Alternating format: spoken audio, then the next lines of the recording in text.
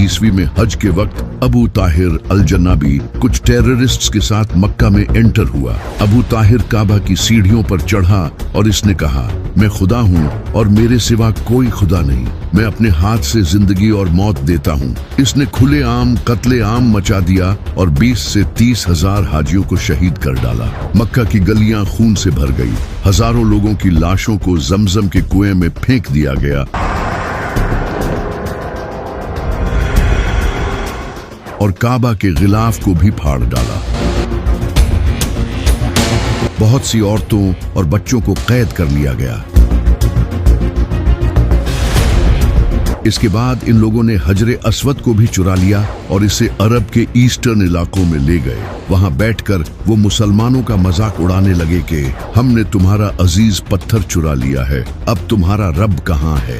ये लोग करामती थे जो सऊदी अरब के ईस्टर्न हिस्सों में बहुत पावरफुल हो गए थे। इसके बाद कई सालों तक हज करने वालों की तादाद कम हो गई क्योंकि लोग हज करने से डरने लगे थे। ये साल का पहला ऐसा हज था जो हजरे अस्वद के बगैर अदा किया गया। ये खबर पूरी दुनिया में फैल गई और इससे उस वक्त के अब्बासी खलीफा पर दबाव बढ़ने लगा। अब्बासी खलीफा ने करामतियों पर हमला करने का भी सोचा, लेकिन वो बहुत पावरफुल थे।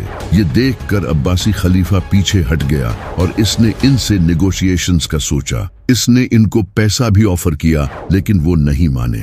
यूं लगातार 22 साल तक हजरे अस्वद काबा से गायब रहा। आखिरकार 22 साल बाद करामती कमजोर पड़ गए क्योंकि इनकी अपनी आपस में लड़ाइयां शुरू हो गई थी। ये देखकर उन्होंने अब्बासी खिलाफत की बात मान ली और हजरे अस्वद वापस दे दिया और यूं 22 साल बाद आखिरकार हजरे अस्वद को दोबारा काबा में लगा दिया गया।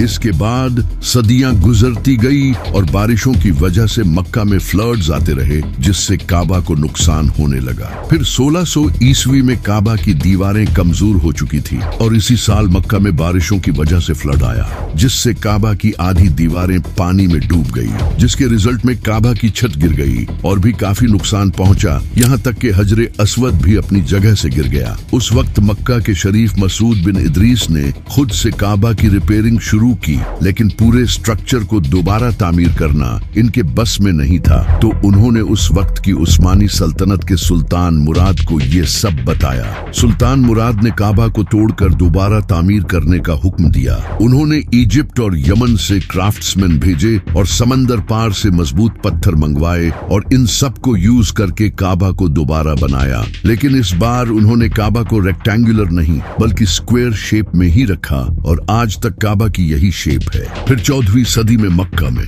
मुख्तलिफ फिक्र के लोग आने लगे, जैसे कि हनफी, मालकी, शाफी और हम्बली। ये सब एक दूसरे से इख्तिलाफ करते थे और अगर कोई इमाम किसी दूसरी फिक्र का होता तो इसके पीछे नमाज भी नहीं पढ़ते थे। ये देखकर मक्का के कस्टोडियंस ने काबा में 4 मुसल्ले डाल दिए, हनफी, मालकी, शाफी और हम्बली, ताकि हर कोई अपने फिरके के इमाम के पीछे नमाज पढ़ सके। और ये सब 500 सालों तक यूं ही चलता रहा। उस वक्त एक ही नमाज 4 बार पढ़ी जाती थी और मदीना में भी बिल्कुल ऐसा ही होता था। फिर 1924 में बादशाह अब्दुल अजीज ने मक्का को फतह कर लिया और इन 4 मुसल्लों को हटाकर इनकी जगह सिर्फ एक ही मुसल्ला रख दिया ताकि सारे मुसलमान एक ही इमाम के पीछे नमाज पढ़ें। इसके बाद काबा को दोबारा रिपेयर किया गया। काबा से चिराग हटाकर इलेक्ट्रिकल लाइटिंग्स लगाई गई और वक्त के साथ साथ काबा एडवांस होता गया और इसके आसपास की जगह को भी एक्सपैंड किया जाने लगा, जो कि आज आप देख सकते हैं। लेकिन फिर 20 नवंबर 1979 फर्स्ट मुहर्रम फजर के वक्त एक इंसान जिसका नाम था जुहैमन, जो कि एक सऊदी नेशनल गार्ड्समैन था, वो अपने तकरीबन 200 साथियों के साथ कॉफिन्स में जनाजे के बहाने हथियार लेकर हरम में एंटर हो गया।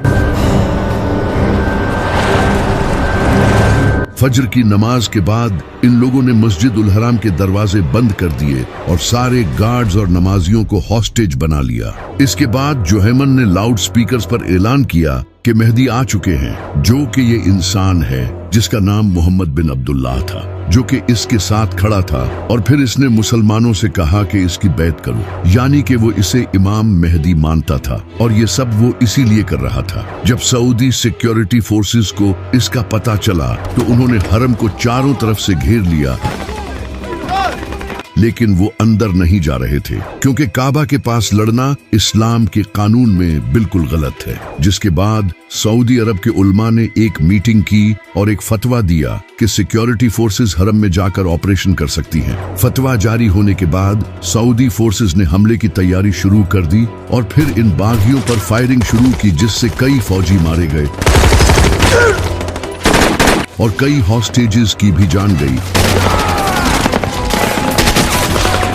क्योंकि वो बागी भी पूरी तैयारी के साथ आए थे। इनके पास नाइट विजन्स इंस्ट्रूमेंट्स थे जिससे वो कम रोशनी में भी देख सकते थे, और उन्होंने अपने स्नाइपर्स भी लगा रखे थे जो कि मीनारों की पोजीशंस पर थे। सऊदी फोर्सेस ने पास की बिल्डिंग्स की छतों से एक के बाद एक करके इनके स्नाइपर्स को निशाना बनाना शुरू किया। कुछ नेशनल गार्ड्स ने हरम के डिफरेंट दरवाजों से हमला करने की कोशिश की, लेकिन इन पर मशीन गन्स और ग्रेनेड्स फायर किए गए, जिससे कई फौजी शहीद हुए।